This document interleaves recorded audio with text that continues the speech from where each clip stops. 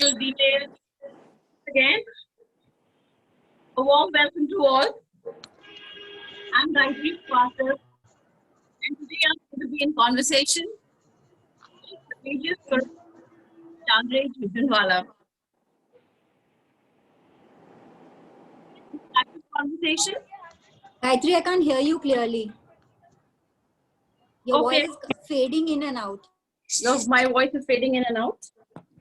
Now it's better. It's better. Yeah. You'll have to see my. Okay, yeah.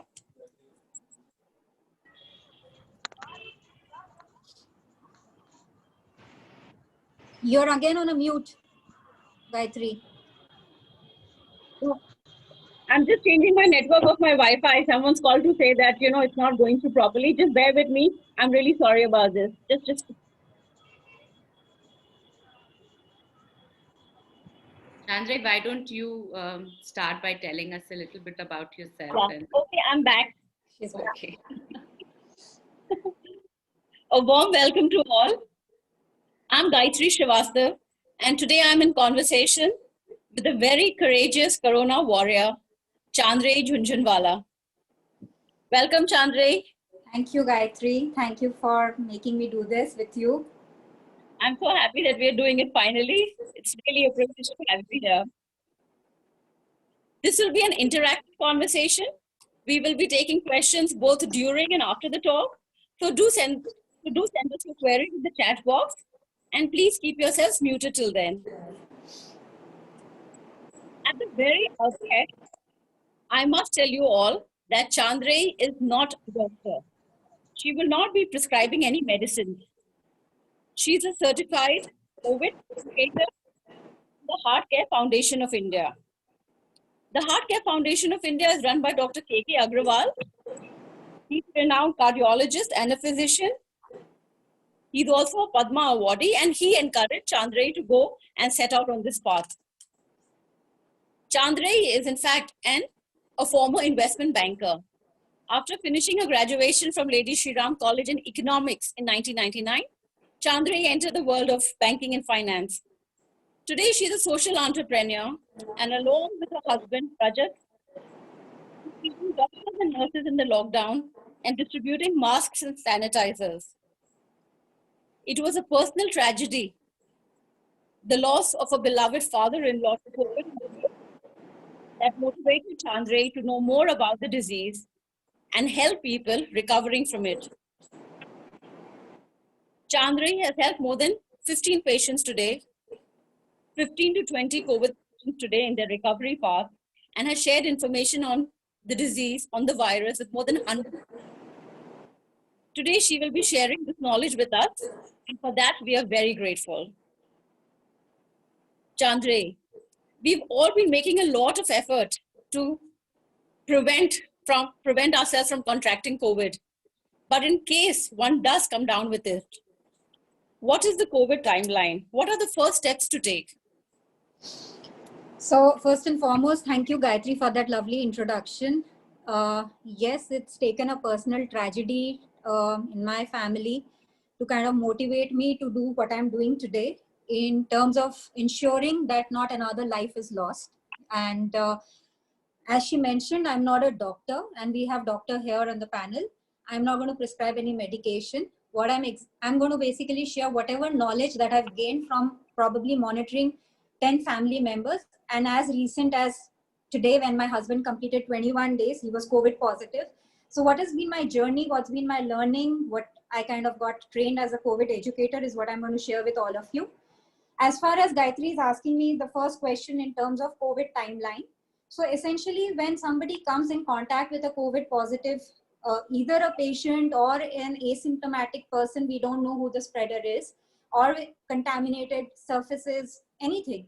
The incubation time period, which one says is essentially between 2 to 14 days. You typically get to see your symptoms. That's an average. What they say is by the 5th day of your incubation time. So that's typically what happens.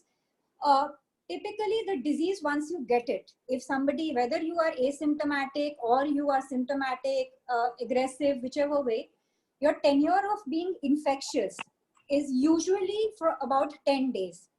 ICMR gives you a guideline of being in isolation and all for 14 days because they assume that you really don't know when you got infected. So you don't know how to count your day 1 or day 0. So your COVID timeline is, your incubation timeline is from 2 to 14 days coming in contact with somebody. So average 5 days, you can get the disease.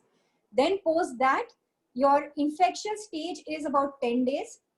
Post that, the virus probably might be in you, but it is a dead virus. Whatever harm it has to do to you, it has already done. And whatever will be the after effect is what is going to be seen in your body during the course of 10 days and post facto.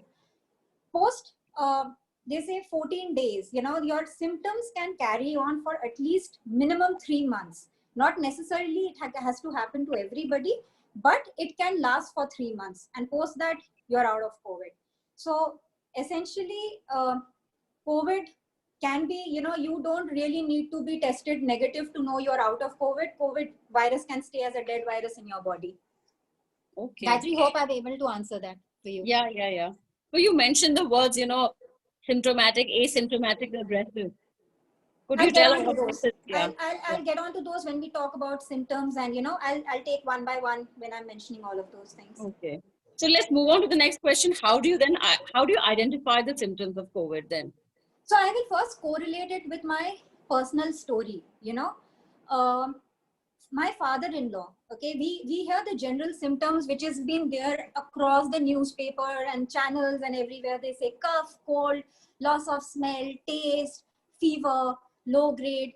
These are the classical symptoms which each and every one of us know. My father-in-law on 29th July, suddenly, he was 74 years old. He suddenly started gasping for breath in the morning while shaving. When they checked, his oxygen levels were 94. By the time he was on the breakfast table, his oxygen levels dropped down to 74. Okay, so when the family doctor was contacted, they said immediately rush him for a chest CT scan. When they did the chest CT scan, they found out he had already got the COVID pneumonia. Now, he had no fever, no cough and cold, nothing. Any which ways, he had to admit him in an ICCU. So when I contacted, that was my first time when I reached out to Dr. Agarwal, because I used to follow his videos quite religiously. He was the one who actually propagated the oximeter concept from the very beginning, since March. I was desperate. I just had to, and I knew a friend who had recovered under his supervision. So I kind of used Facebook, Zoom, every possible channel to kind of connect with him. By the time I did, his question to me was, what was his day 1? I said, I don't live with him. I live in Bombay. He lives in Calcutta. I don't know what is. He's like, he must have had some symptoms. I said, I don't know, Then he said, think about it. I said, no fever, no cough, no cold. How can he get this? So he said, think. I said, okay, I know this, that 4 days prior to this, my mother-in-law had called my husband every day. She was calling and says, I don't know what is wrong with dad. He's sleeping excessively. I think he's extremely stressed about stock market. He's become very, he's not talking. He's become very sust. Okay. Dr. Agarwal pointed it out to me. That was his starting point. This was a symptom called sleep hypoxia. So typically it is seen people who are upwards of 60, not necessarily, but essentially people upward of 60 probably can develop this symptom where you are basically sleeping excessively. You can be in a state of confusion. It's essentially a neurological issue. So you don't need to have cough, cold, fever to have COVID. Today, there are 40 plus symptoms which can qualify for being a COVID symptom. So whether you suddenly start getting headaches, you get aggressive headaches, rashes in your body. Typically, you can get a left, they have not seen that much on the right eye, but a left eye redness, swelling, kind of conjunctivitis type of symptom. It can be UTI, it can be diarrhea, lack of appetite, running nose, stuffiness in the nose. There are tons of symptoms. So essentially, how do you know you have COVID? A couple of thumb rules. If you develop 2 symptoms together, for example, one day you had headache, next day you are getting a body ache, there is a likelihood that it might be COVID. Or you have one symptom, say you have a diarrhea. I'm not getting into the cough, cold, fever part, that everybody knows. You have a diarrhea, probably somebody else in the household is having a headache. That means 2 people are already infected. I am not saying that this is a general rule, but this is probably your starting point in terms of knowing the symptoms. So anything unusual that you are experiencing, which is a deviation from your day-to-day life. You can ask me this, that Chandra, we get flu, we get viral, everything is a replica. I understand that. But you rather rule out COVID first than ruling out everything else, because that's how you can save yourself. So there are more than 40 different symptoms, Yes, there are today. including, yeah, headache and weakness and something in the eye. Okay. That's new for me. I hadn't heard that. So in case one comes out with these symptoms, should one go in for testing? Is that the Yes. next? So the next thing is that Excuse as soon me? as, Did you say the left eye is what gets swollen? yes, left Okay. eye is more than the right eye. What they have seen as a trend is the left eye which gets affected. Maybe you have a difficulty in your vision suddenly, you know, or there is redness, or there is swelling, or there is major itching, you know, conjunctivitis like symptoms. Okay, or you have urine infection, you know. So there are various symptoms today. It is not limited to having fever, low grade fever, high grade fever, loss of smell, taste. Okay. Those are generic now. Okay. So then in case one has a couple of these symptoms, you think one should go in for testing? So, you know, the biggest challenge which I have faced, Gayatri, okay, is the fact to convince people to get themselves tested. Okay, majority people are scared of testing, are scared of COVID word for whatever the reason being, whether it is the fear of COVID or it is the social stigma or what will happen to my household. Now, to break it down, or to give you an example, how I kind of probably was able to avert crisis with respect to my husband. Okay, Dave, on a Monday, I will give you in timeline wise. On a Monday, he came down with a slight itching on the throat and little, you know, his throat was hurting. By Tuesday morning, he developed throat ache and the cough. Okay, by afternoon he landed up with a fever. By evening it was almost 101, you know, the fever went. I did not waste time. Okay, so I contacted the doctor. I didn't want to assume, I having seen COVID so much and having probably dealt with more than 20 people over and above my family. I immediately contacted the doctor and he put him on a generic antibiotic line of treatment and immediately asked me to get him tested for COVID. Okay, now the day you develop a symptom, okay, that's the day you should not, people nowadays say wait for 3 days, wait for 2 days, acha typhoid test kara lo, dengue test kara lo, malaria test kara lo. Why? In fact, rule that out later. First get COVID tested. Okay, now if you are scared, okay, assuming you are scared to go for a COVID testing, there is, and I'm not saying that's the other option, either or option, but very simply, there are 3 blood tests which you don't need to spend tons of money. Later on, doctors will anyway make you go through a lot of battery of tests if you get COVID positive. But 3 parameters that you need to importantly, everybody needs as a starting point, whether you have COVID or not, is get your CBC done. You know, Okay. I think everybody knows what a CBC is, you know. Yeah. Get your ESR checked, your ESR Yeah. levels, okay. And most important parameter in COVID, which I have learned and which I was taught, you know, when I was monitoring my entire in-laws family, was a parameter called CRP. It's C-reactive protein. Okay.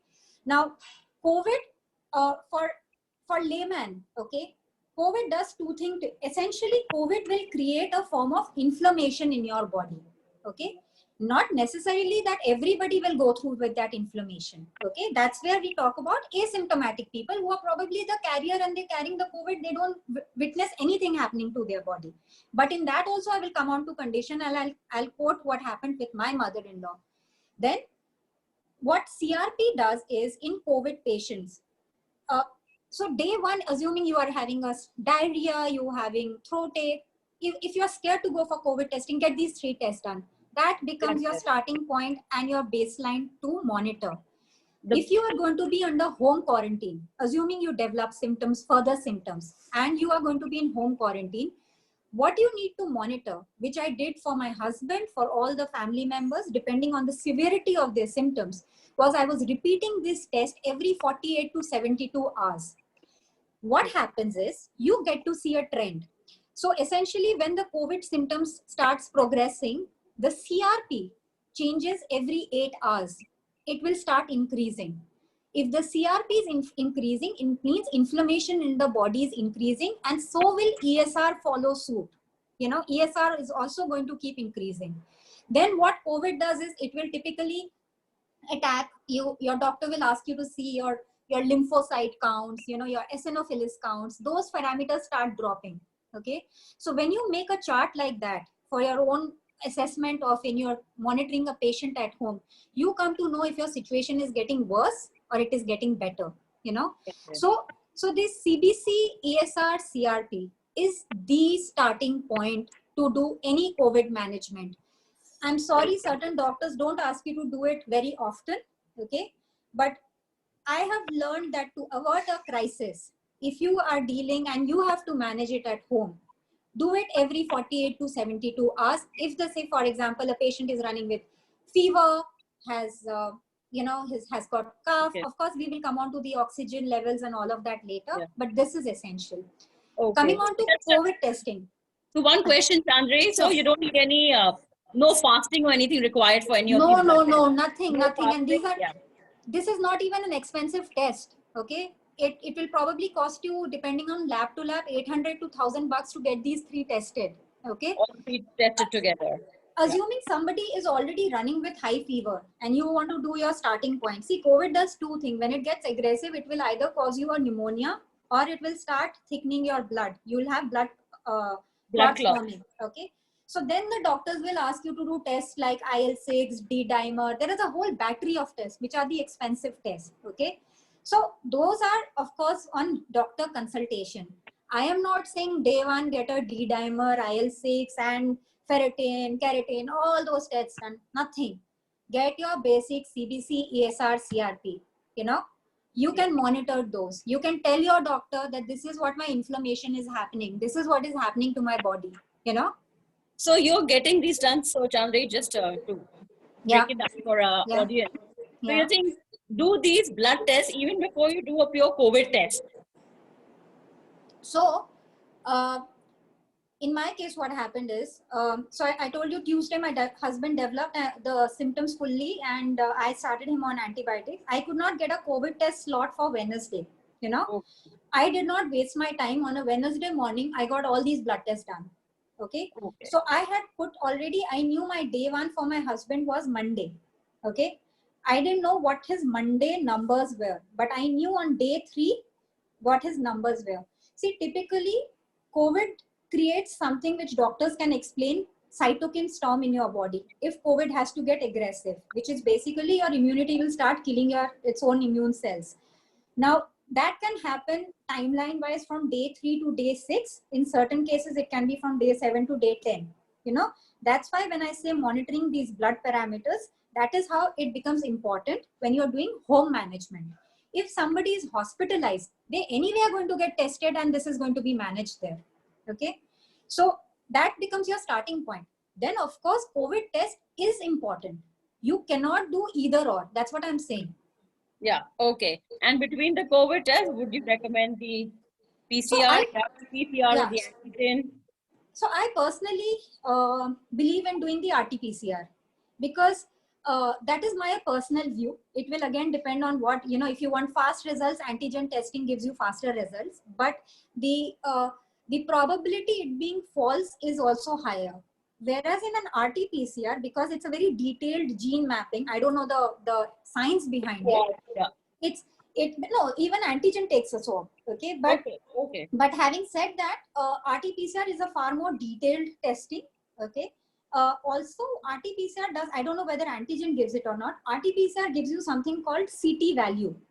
So anybody please remember, if you are going for COVID testing, and please go for an RT-PCR and ask for the CT value. Now, what is a CT value?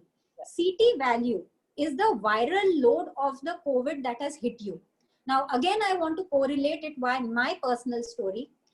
My husband, you can probably categorize him as a moderate symptomatic COVID patient. You know, maybe we started his treatment line way early that his situation did not get worse. When his COVID test result came, his CT value was a number 12. Okay. Now CT range is from 1 to 40. Now, they say anything less than 24, it's actually inversely proportional. Anything less than 24 CT value, your viral load is very high. Very high. Anything above of 24, your viral load is low, you probably will scrape through the COVID. Now, my husband was moderate symptomatic and his CT load was 12. So as soon as the CT load came, the doctors also kind of got a little worried. Viral load implies two things. One, the patient probably in terms of developing further symptoms or probably developing seriousness, the load is higher in the body. So the chances of it getting a bit more aggressive is higher. The probability is higher. Of course, him infecting or him or her infecting is also higher because the load is high. Okay. The doctors immediately on seeing the load suggested I need to get him do his CT scan of the chest, okay, to rule out COVID pneumonia. They were very sure probably he will have it given the load that he was carrying, okay, the viral load. Fortunately, he did not have it. But also they were under the impression that it can, given it is a very high load, he probably will also develop blood clots. So immediately as a line of treatment, whatever medication he was given, he was also put onto blood thinners, okay. So viral load is very important. You know, not every doctor asks for it, but I will really recommend take the viral load because it again will help you in understanding your home management system and you can discuss that with your doctor. So Chandray, so do you need to tell when you're getting yourself tested, do you need to tell the technician that you also want to learn about the viral load, or will they just give it in any case? Not every lab gives you, Gayatri. So you have Not to make a special because I request. have seen so many RT-PCR reports where the viral load is not mentioned. You So know, one should ask for it separately. Make a separate absolutely, absolutely ensure you get the viral load. And I also remember when you were mentioning about the CT scan, the chest CT scan, not all hospitals do it, only COVID, the COVID hospitals will do it for COVID patients, no? Is that also? That also didn't happen, right? I will not name hospitals here and I will not like to name labs and, you know, so the challenge here will be when you know either you are suspected COVID case, okay, or you know you are COVID positive, you probably have to enter a lab by saying you are a suspected COVID case. That's the problem that we are having in terms of getting the HRCT done. At least I faced a challenge in Bombay, you know. I don't know about different cities, different rules, norms, whichever way, but go as a suspect COVID case and get your HRCT done. Coming on to at what stage you need to, that you have raised the issue of HRCT, you know, coming on to that why do we need to do an HRCT, what stage? So assuming somebody is running with very high fever, it is 101 and above, okay, the likelihood of yours developing a COVID pneumonia is quite high, or your CRP values have started going upwards of 10, okay, again your chances of having the COVID pneumonia becomes very high. So that's why I come back to the same point that your blood test is extremely important. So once you know your CRP values and you are seeing an increasing trend, the chance that you probably have developed the COVID pneumonia, and you know, typically in an HRCT, they will, COVID pneumonia has a pattern. Again, medically, I'm not aware, but this is what I've read all across HRCT scans, is a glass-like opaque structure. That is a classical COVID pneumonia thing in the lung that happens. Again, various labs, I didn't know this. This I came to know when I started helping out different people and they started sharing their HRCT reports with me. There is something called the severity index. This came from my learning that the lab gives you of your pneumonia. Okay, so that also shows how aggressive your pneumonia has become, which will help your doctor to decide your line of treatment. Okay. So you're saying as soon as one gets the symptoms, one should get tested, the COVID test and the blood test, and ask about the viral load. And also, I mean, if the situation, if the blood test so suggests, go in for a CT scan, because then that could indicate pneumonia and that would be the line of treatment. So Gayatri, I also want to like highlight here, even people think only when they are symptomatic that they need to do the blood test, right? I really want to share some numbers with you with respect to my mother-in-law. Okay, she's 70-year-old. Okay, she was COVID positive, asymptomatic. Okay, but she has a lot of comorbidities. and she has an autoimmune disorder. So on the day she was tested, when her COVID positive report came on the 30th of July, okay? No, sorry, 1st of August, we got her COVID positive result. We tested her. Her CRP was a value 4.5, okay? Given the fact that she has comorbidities, but completely asymptomatic, we started testing her every 48 hours to 72 hours. You'll be shocked to know the next testing, which was done on the 5th of August, her CRP load was 31.5, which means once you cross a CRP of 26, you become a highly risky patient. You probably need to be hospitalized. But she had no symptoms. Okay.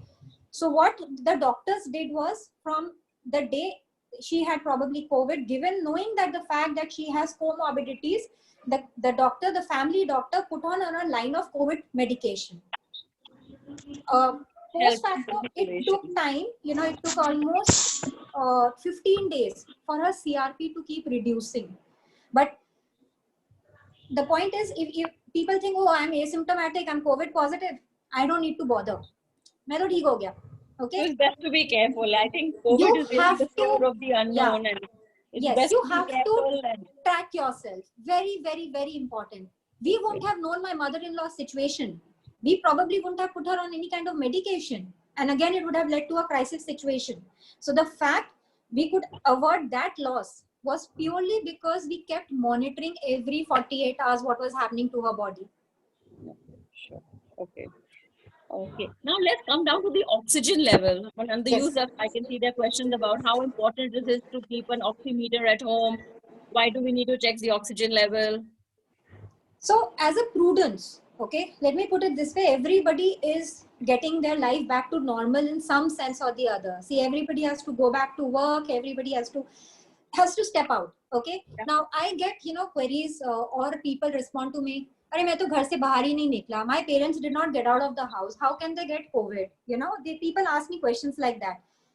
COVID can come to your house in any form now. Okay, let's have the assumption it can hit any one of us at any point of time. So let's not be in denial. Okay, oximeter is an instrument which you should keep with yourself and monitor whether you have COVID or not COVID. Monitor yourself twice a day to see your oxygen. If you are stepping out of the house, it is as a prudence you need to monitor oxygen. I think, Gayatri, you know that I had started propagating it way from April, and I was distributing it to people, right? So absolutely. I got it at your insistence when you said, like you keep a thermometer at home. Now you must keep an oximeter at home. So the oxygen level that is important is anything if it falls below 95, okay? That is your signal that probably your lungs are getting impacted. So you should not let your oxygen level go down below 95. If it is going down below 95, consult your doctor immediately. You probably need to go for a chest CT scan. You probably anything, of course, once it is, see, certain people probably are asthmatic or their normal tendency is to be on a little lower oxygen level. I agree on that. In that case, the doctor can tell you, what it should be your normal level. But in general, for people, anything downwards of 95 is your signal that something is wrong.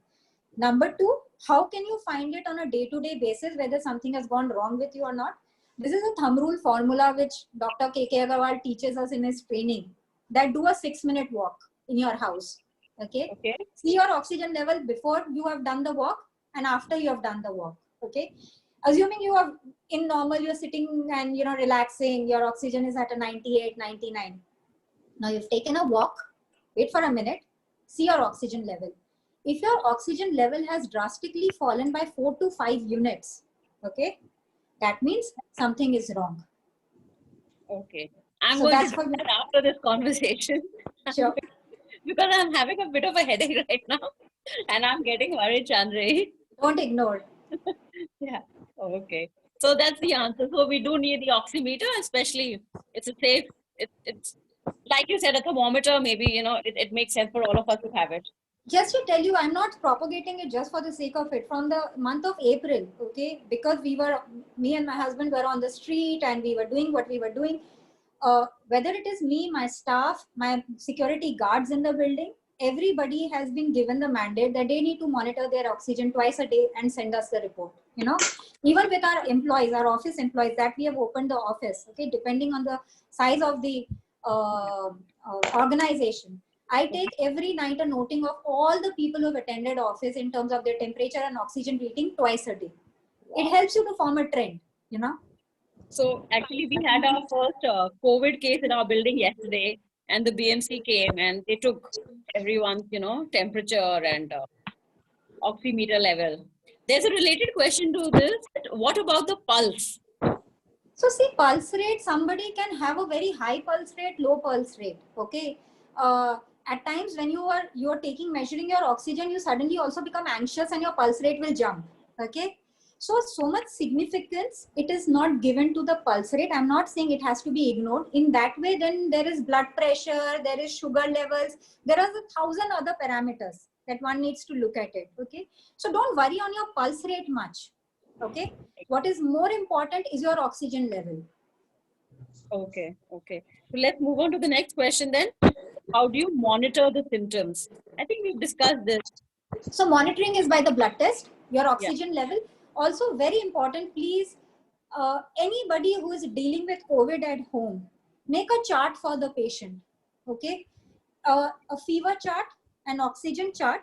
So because typically you will be put on to battery of paracetamols and antibiotic, you need to take a noting what time you got your fever, and after taking paracetamol, after how many hours you're getting the fever again.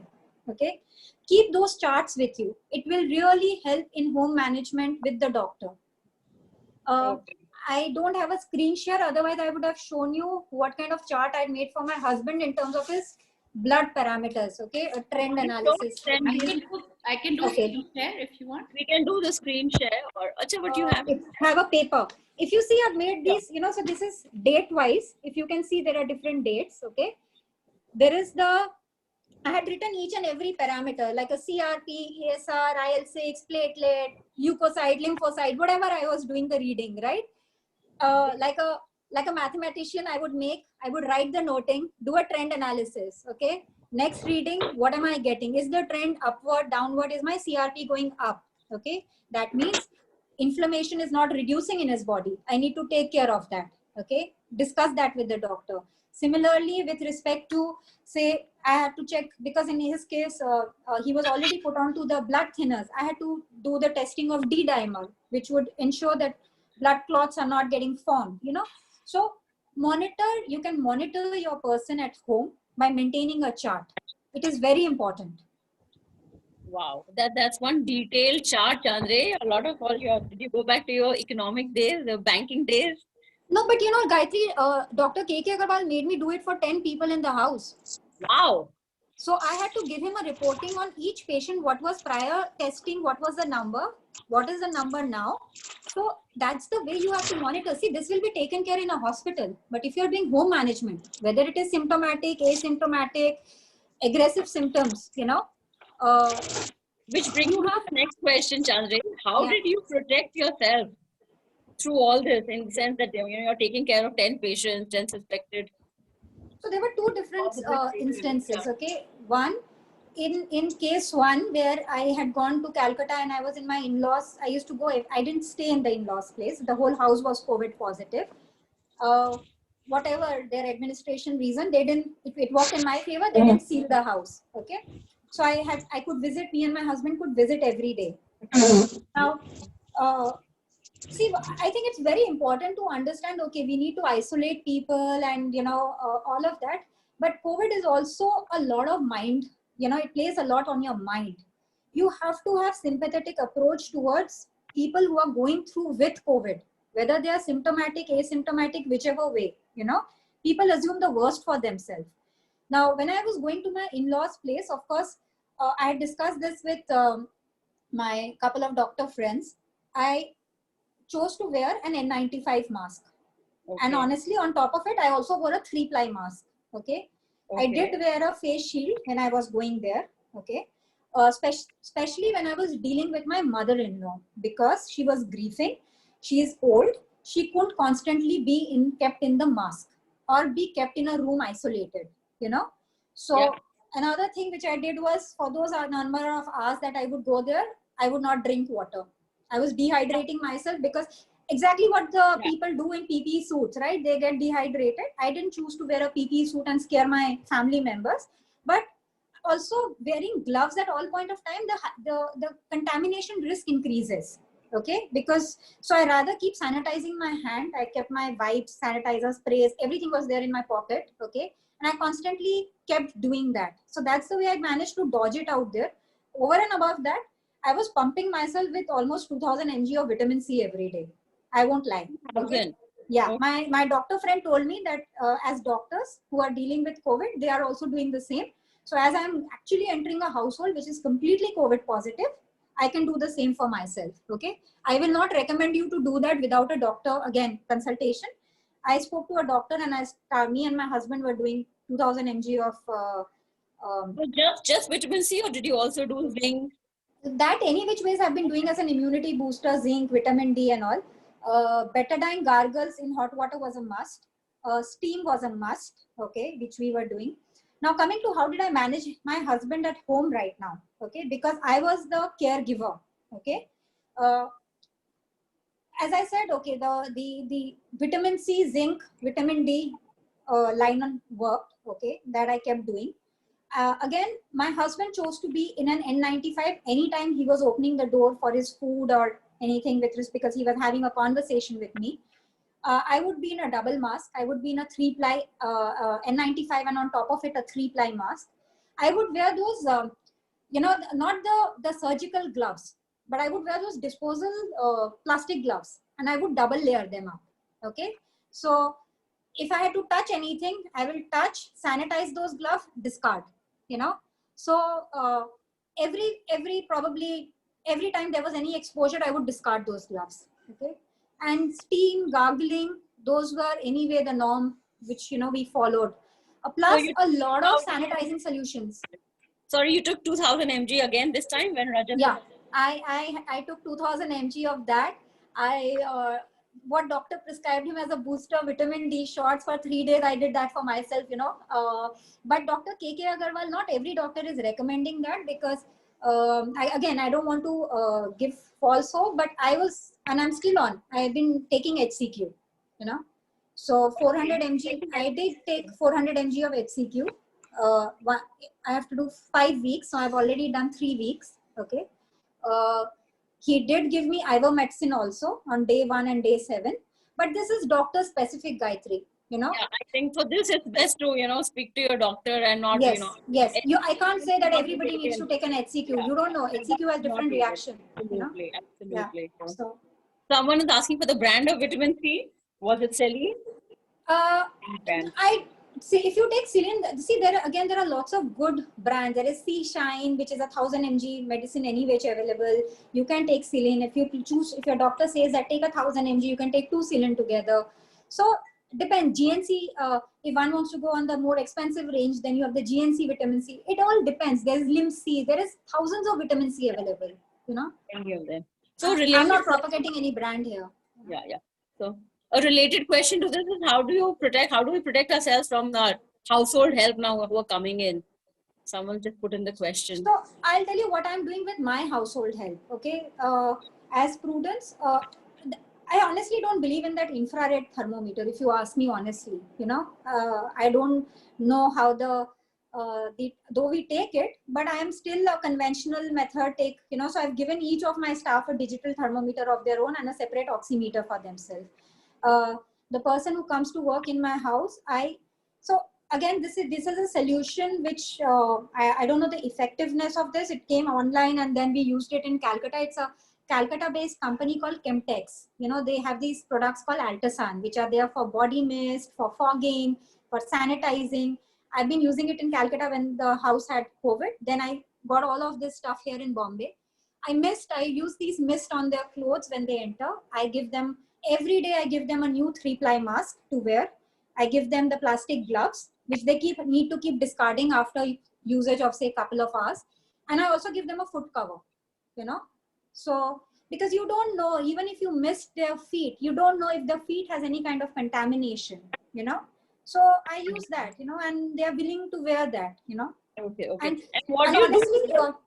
I also choose to wear a mask when they are working at home. Yeah, that you and I do.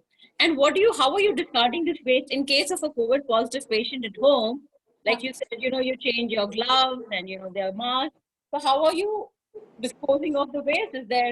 There is a way mechanism. So most important thing is that I had the privilege that I have an open space, so I could keep a closed lid pedal dustbin outside. Okay. Whatever we were discarding, any garbage, I did not get any biodegradable, bags or anything from the municipal corporation. They came and told me that, madam, आप अपना sanitization करके कचरा अलग से बांध के डाल दीजिएगा, आप ख्याल रख लीजिएगा. Okay. So because I wasn't given any other choice, I had to ensure that I protect everybody, nobody gets contaminated. So what we were doing is that people choose to, for a COVID patient, give them lots of disposable plates and all of that. I didn't do that for my husband because you're then increasing the garbage, sanitizing the garbage becomes a bigger issue there. Okay. I gave him a set of cup plate, whatever, Vim liquid, if he was able to wash it and I'll give you the food. For garbage disposal, again, any garbage that we were putting in that closed bin, dustbin, we would spray it with the solution. Okay. Disinfectant solution. The disinfectant solution, which I said, the mists and all of that, those were sprayed every time a garbage was put in, not in the end, but every time I was discarding something, I would spray it out. Secondly, I would do double layering of the garbage bags. Spray them once again spray those garbage bags from outside. Okay. Ensure that they're absolutely tightly packed and then discard. So means with the hope that nobody gets COVID from my household, fortunately in my building nobody got it. Sorry, so the BMC did not come to collect this garbage, from a house of a COVID positive patient? No. Okay. Gayatri, I need to go to one point which I have missed out, which is very important in COVID patient management. Okay. Because we are going on to the sanitization part of it and prevention part of it. Symptomatically, if somebody has a high fever, okay, as I said, the chances of them getting the pneumonia becomes very high. Okay. Please remember that for a person who develops even in milder symptoms, has a pneumonia, like their HRCT scan shows the patches, please ensure that those people sleep on their stomach. Okay. Yeah. It is very, very important. In fact, once you are COVID positive, whether you have developed lung issue, breathing issue, try sleeping on your stomach so that you do not develop lung issue. Trust me, no doctor told us that till we had a very, very severely pneumonia case in the house, which was my brother-in-law. Okay.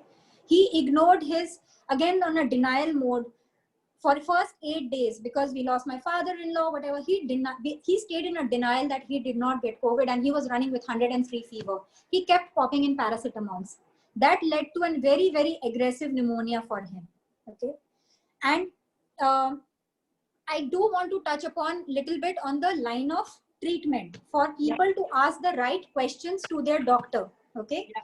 When you are mild symptomatic or probably asymptomatic with probably comorbidities, whichever way you test COVID positive. Okay.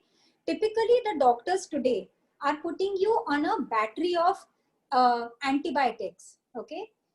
Depending. So there is one line of thought or one line of treatment which doctors take is a medicine which is doing pretty well called FabiFlu. Okay. Another line of treatment is doctors will put you on azithromycin, doxycycline, ivermectin. So doctors will choose that line of treatment. Where you have let the patient go or COVID symptoms get more aggressive, you typically get into a pneumonia-like symptoms. Okay. That's when the line of treatment most of the doctors will put you on will be steroids along with blood thinners. Okay. So please remember, if you start getting put on from day one, say on steroids, typically doctors avoid to put you on steroids on day one. Okay. Because they want your own immune system to fight it out. So please do see what kind of medication has been prescribed to you. Okay. Understand and ask the doctor your questions. Very important. Yeah. So in fact, even Donald Trump has been put on steroids. Yes. COVID. just reading a few hours ago. So, I mean, obviously it means that Because his oxygen level situation dropped, is Gayatri. serious. Yeah. So Yeah. which means oxygen level dropping means his lungs have got impacted. It's as simple as that, you know. So when that happens, you have to be put onto a steroid Yeah.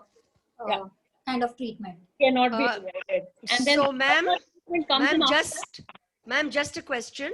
So, would according to your experience, would you say administering the antibiotics initially is the line of treatment that should be followed, or going The to doc- Fabiflu or Amic?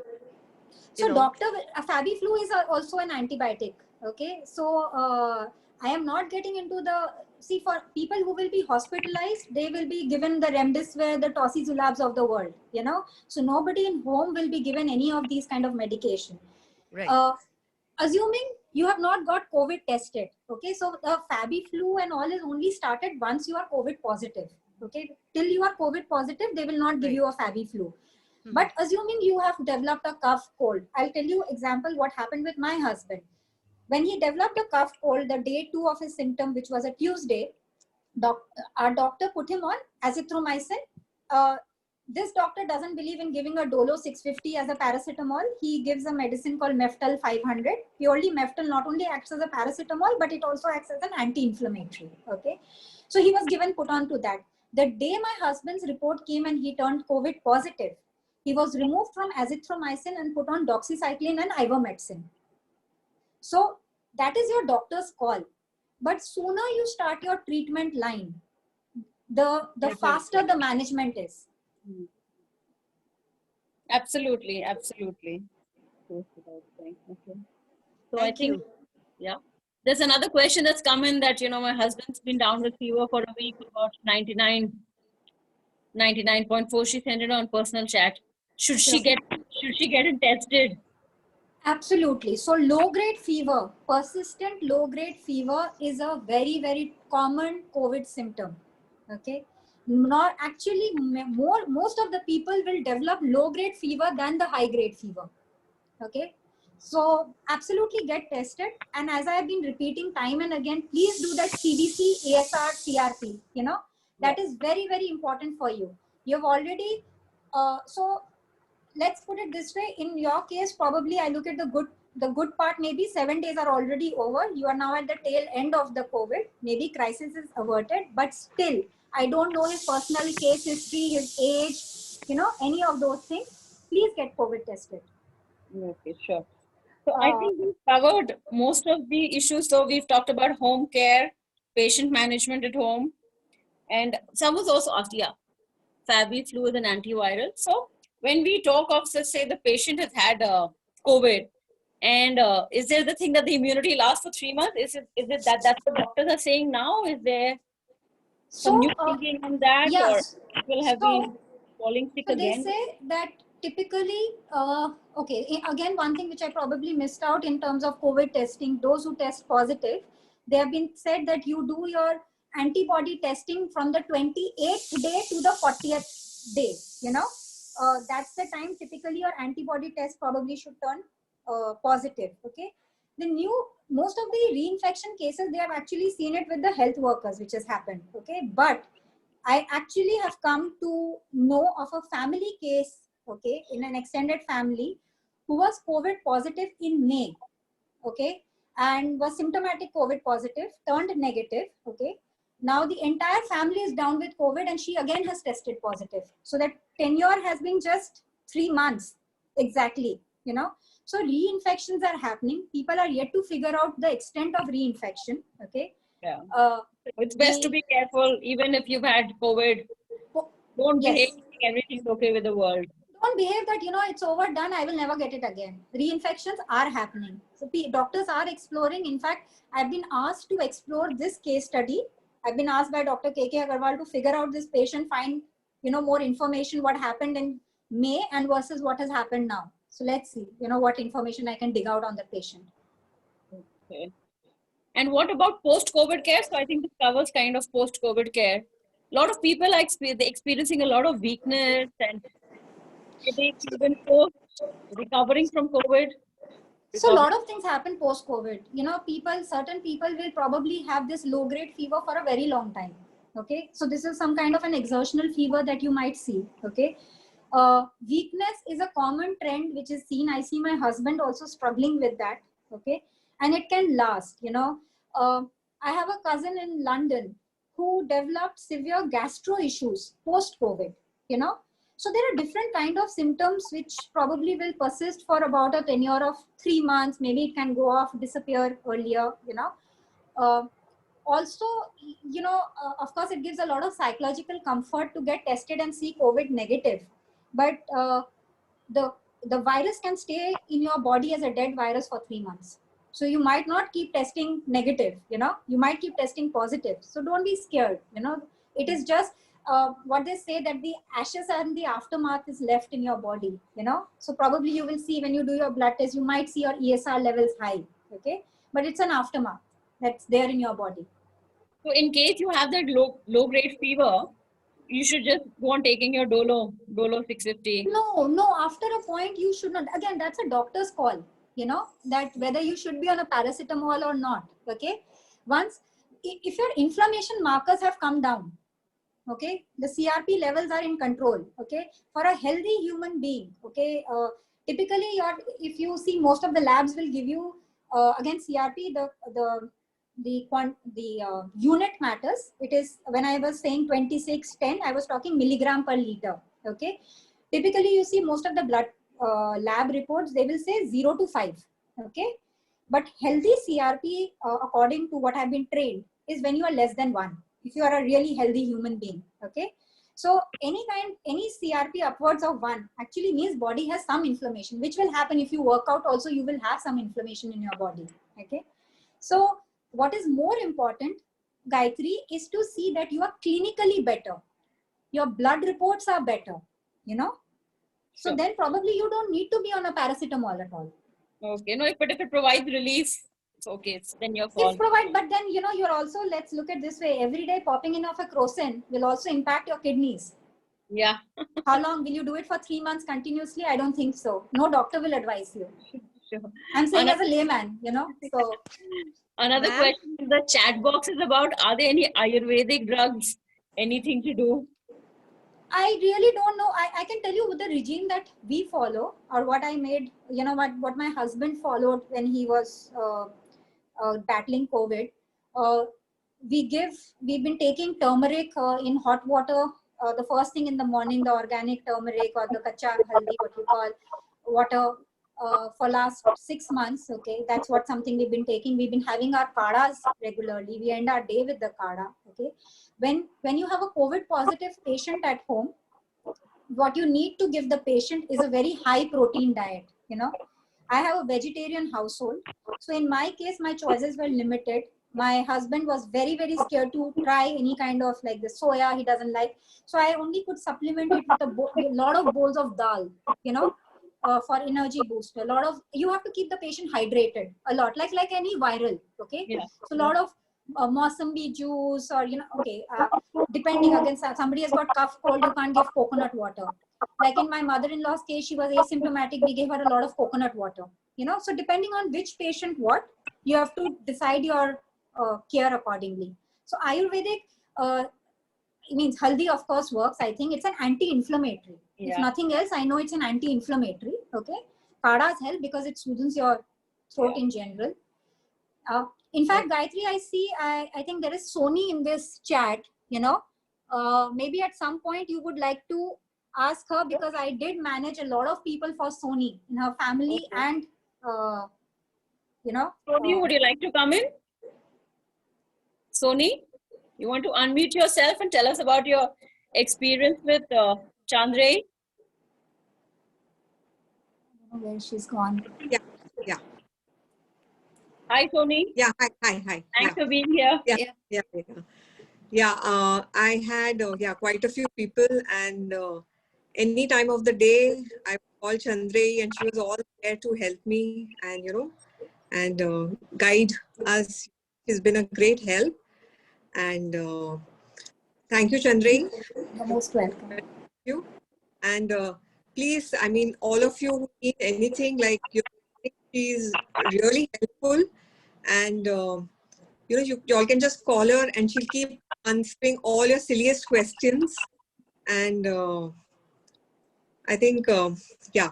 So what I felt like we had my husband's staff and his entire family, they tested positive with COVID, and they were all COVID pneumonia stage 6, and they all had to get hospitalized. And Chandrai guided us each and every time. I made a phone call to her, and the line of treatment they were given, and like I think every stage, every moment she was helping us. And right from there, when we admitted them, discharged them, and we did lose my husband's closest family friend with COVID pneumonia. And I know, I mean, all these things, whatever Chandrai has told,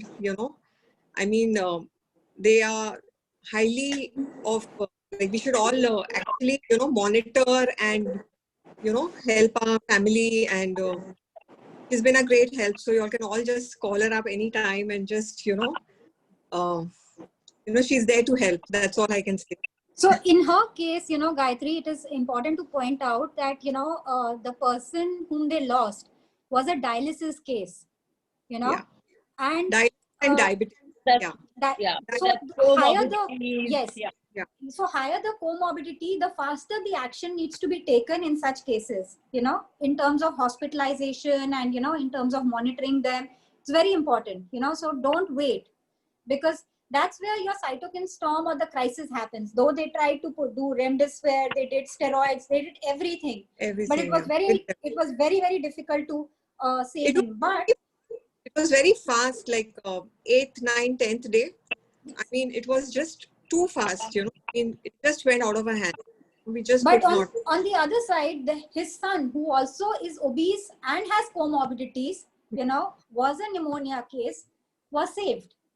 So essentially, it is timely management, which is very, very, very important. Absolutely. So one has to be very proactive about this. Yes. If you think you have any other symptoms, thank you for being here, Soni. There are many other families Chandrai has helped. In fact, we Yes. to have a couple other speakers also. I mean, people who want to share the experience of being guided by Chandrai, but unfortunately they're not here today. So she is there. I mean, like, you can call her, I think, midnight, and she's like, yes, you do this, and she knows everything. Like, I think, she's I mean, she's given so much of her time for this session. She's sharing her knowledge, really, Chandrai. Let's see. Excuse me, ma'am. She's indeed a coach. Can you share Chandra's contact with us?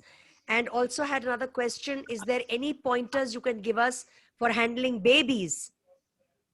So, whatever I've learned from the doctor, children below 10 usually will not get COVID. That's what the doctors say, I haven't personally seen a case where there have been children who have got COVID, but I don't know. So that's what the doctors say, that the threat for the children below 10 is far less for them to get COVID. They probably might be the carriers, but they will not be symptomatic much. That's what I've heard. I have not gone through a personal experience. Thank you. Okay, so that's the thing. Chandrai, there's one more question in the question box. It says, if tested negative once and low-grade fever persists, should you test again for COVID after a week? See, again, so there is a chance that 30% negative, COVID negative, I don't know what kind of testing was done, antigen or RT-PCR, okay? Now, there is a chance that 30% of COVID negative can be false negative, okay? So, in that case, as I said, what is important is have those blood tests, okay? Because you can do it if you're having persistent low-grade fever. If you repeat your test again after 48 hours or 72 hours, and you see your inflammatory markers going up, the chances of it being COVID is likely. But let your doctor take a call. Okay, I think. Okay, Usha Saxena wants to come in here. Chandrai, you treated many people or helped guide many people in her family. Usha, would you like to share your experience, please? Kindly unmute yourself. Actually, I did not have any COVID case in my family, but we went to visit a friend and her father tested positive. So, and we didn't meet her father, but we were super hyper because we went to and he tested positive after we left that house.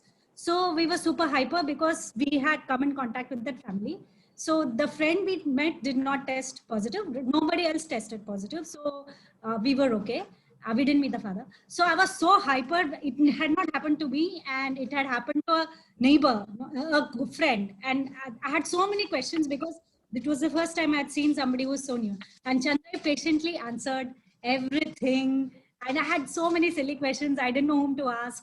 So I asked her in the night and the daytime. And then she told me that if you're all healthy, the best thing is you get these tests done and just keep it with you as markers. So that way, if you, by chance, you get unhealthy, then you can compare. But this is something no doctor ever told us, nobody ever told us that you test when you're healthy. So that I've done and kept so that it is the basic baseline. And I think that's a good point for everybody, just to keep the baseline, whatever specific test she has said. And if you come across anything, then you always have a baseline to refer to. Okay. So that was a good point she gave us. Okay, thank you, Usha. Thank you for sharing your experience. Just one question, Chandri. Yeah. Have you seen any instance where a person does not have comorbidity, but still has fatality due to COVID?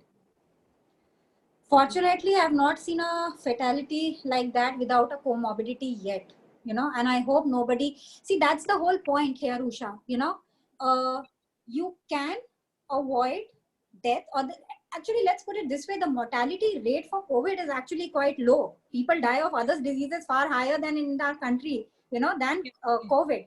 The fear is immense. The whole reason of doing this chat today is to remove that fear. But given the fact, I think most of us have senior citizens or are surrounded by senior citizens, okay, it becomes important that we know what we need to do, okay. All of us today, probably have something or the other, whether it is we lead a stress related life, so we probably will have some, either a diabetes history or a thyroid or a pressure, all of us, none of us are fully healthy, super healthy. At least I don't consider myself a healthy human being, but so having said that, what can you do, what are your starting point, it is unavoidable, so at least you avoid your crisis. It's as simple as that. Fatality can be avoided is my only thing. See, that's what my problem is with educated people, with friends, family, to convince them to go for COVID testing is my biggest challenge. My point is, people will like to do, nahi main dengue kara leta hu, malaria kara leta hu, ye kara leti hu. Why not COVID? It's another test. Do it, get it out of your way. I think the fear was also that maybe, the BMC will come and they, I understand. I also hospitalize you and yeah. with the stigma. But I think things are, now you Things can are do, changing. you can recover at home, and more and more people are recovering at home. Let's take one last question, which is a bit unrelated. Someone's asked, do you recommend air travel for recreational purpose today's day and age? Let's end on. Unfortunately, for whatever unfortunate reasons, I had to do air travel, and I had to visit. And when my in-laws got, I lost my father-in-law. There was an embargo to travel to Calcutta, so I had to do it via Hyderabad.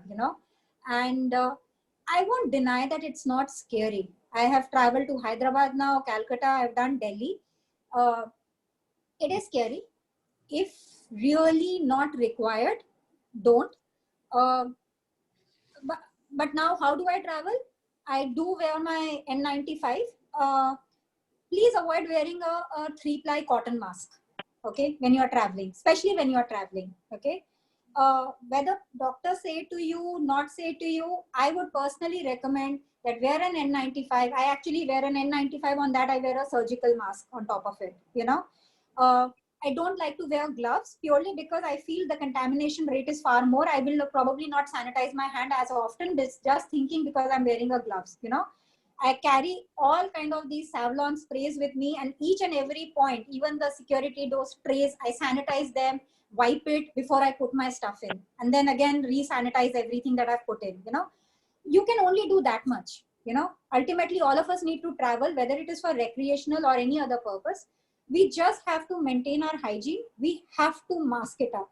I'm still not comfortable removing a mask. Let's put it this way. Yeah. Okay.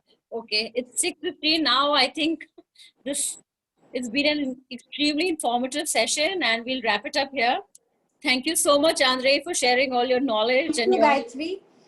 Maybe Gayatri, you can share my email ID with Okay. the participants. You want to put it in the chat box right now? Okay. Yeah. One second, Yeah. I'll just. But really, Chandra, looking at you, you've really turned adversity into an opportunity. Well, I'm. It's a. Gayatri, it's not easy to deal with anybody suffering from COVID. It's an emotional investment with any family who reaches out to me. Absolutely. So, okay, I've put my email ID out there.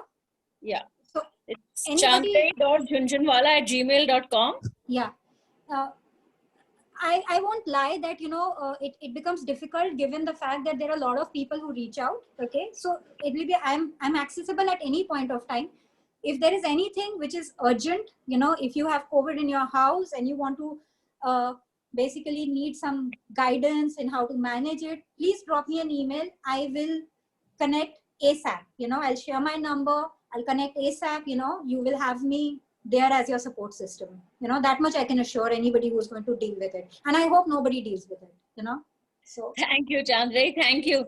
Really, at the beginning of the lockdown, I remember that meme going around, at the end of the lockdown, if you haven't learned a new language or you haven't learned a new skill, no, it is, just blame yourself. It's not that you never had time.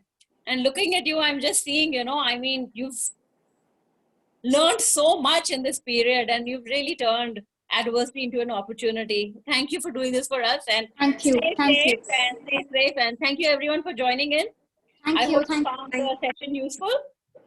Till the Yes, next time. Thank you very much. Thank you very much. God bless. Thank you. God bless. Thank you. Thank you. Thank you so much. Thank you so much, Chandri. That was an Thank you. Thank you. Thank you. Thank you, Thank you, Gayatri. everyone. Thank you, Gayatri. Thank you, Chandra. Thank you so much for joining. Sorry for the Thank you, technical Chandra. details earlier, technical difficulties earlier. Thank you. Thank you. Very informative. Thank you so much. Thank you.